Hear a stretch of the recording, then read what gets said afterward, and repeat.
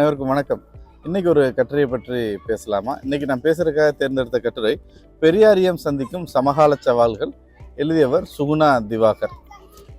எல்லா தத்துவங்களும் நீண்ட கால நோக்கில் சிந்தித்து தீர்வுகளை பேசுபவையாக இருப்பினும் அவற்றில் சமகாலத்தின் தன்மை இருப்பது தவிர்க்க முடியாதது.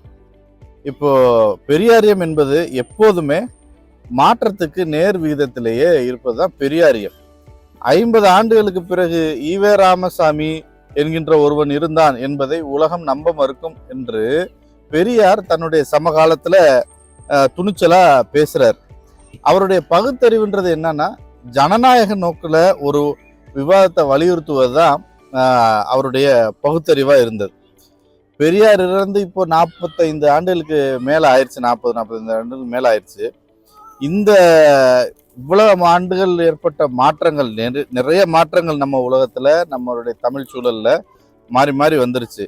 ஆனா பெரியாரிய சிந்தனைகளில் என்ன மாதிரியான தாக்கங்களையும் மாற்றங்களையும் ஏற்படுத்தி இருக்கிறார்கள் அப்படிங்கிறது ஒரு விவாதத்துக்குரிய ஒன்று.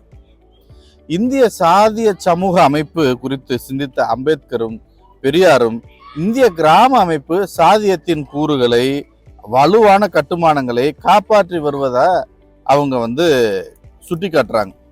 இந்த அமைப்பிலிருந்து விடுபடுவதற்கு நவீன கல்வி, இடஒதுக்கீடு, ஒடுக்கப்பட்ட மக்கள் அரசியல் அதிகாரத்தை கைப்பற்றுதல் ஆகியவை தீர்வுகளாக முன்வைக்கப்பட்டன.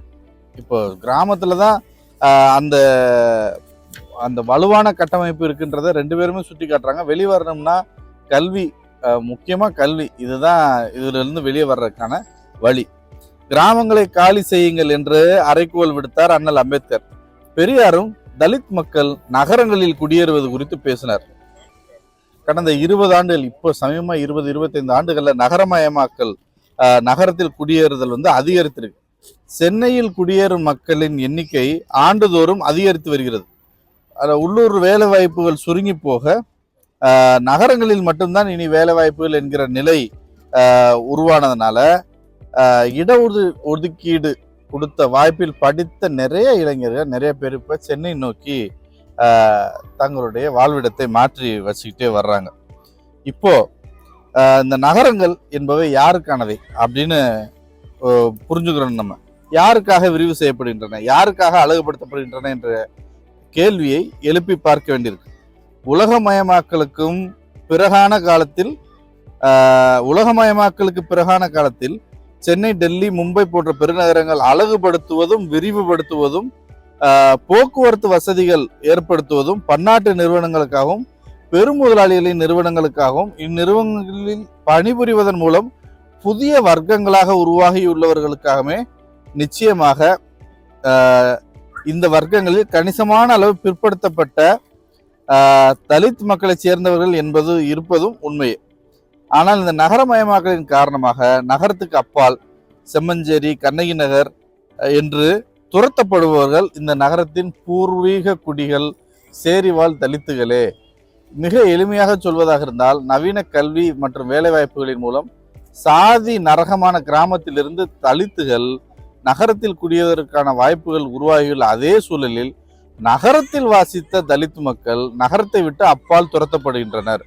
இந்த முரணை புரிந்து கொள்ளும் போது நகரமயமாக்கலின் கொடூரத்தை உணர்ந்து கொள்ள முடியும். அதே மாதிரி மூட நம்பிக்கைகள் மலிந்திருக்கிற தமிழ் சமூகத்துல தொடர்ச்சியாக பகுத்தறிவை பேசி வருவது பெரியாரிய இயக்கங்கள் தான்.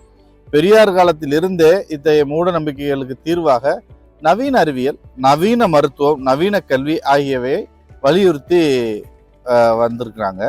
இந்த பிரச்சாரத்துல நம்ம சினிமாக்களும் முக்கிய பங்கு ஆற்றிருக்கு. இந்த மூட நம்பிக்கையை விட்டு வெளியில வர்றதுக்கு அதுல முக்கியமான நடிகவேல் எம்.ஆர். ராதா. இப்போ இந்த நவீன அறிவியல் குறித்த பார்வைகளும் அதுல பகுத்தறிவு பிரச்சாரம் இருக்கும் அதே நேரத்தில் இந்த நவீன அறிவியல், நவீன மருத்துவம் ஆகியவற்றுக்கு பின்னால் உள்ள வணிகம் குறித்து உலக அளவில் உருவாகி வரும் பார்வைகளும் பெரியாரிஸ்டுகளுக்கு தேவை அப்படிங்கிறாரு கட்டுரையாளர். நவீன மருத்துவம், நவீன அறிவியல் என எதை சொன்னாலும் அதை அப்படியே வலியுறுத்துகிற பார்வைகள் மாற வேண்டும். புதிய வகையான நோய்கள் உருவாகுவது, அதற்கான மருந்துகள் உருவாகுவது, மருந்துகளுக்கான சந்தைகள் உருவாக்கப்படுவது, தயாரிக்கப்பட்ட மருந்துகளுக்கான மருத்துவ உண்மைகள் உருவாக்கப்படுவது ஆகியவை குறித்த புரிதல் இன்றைய கால தேவையாகும்.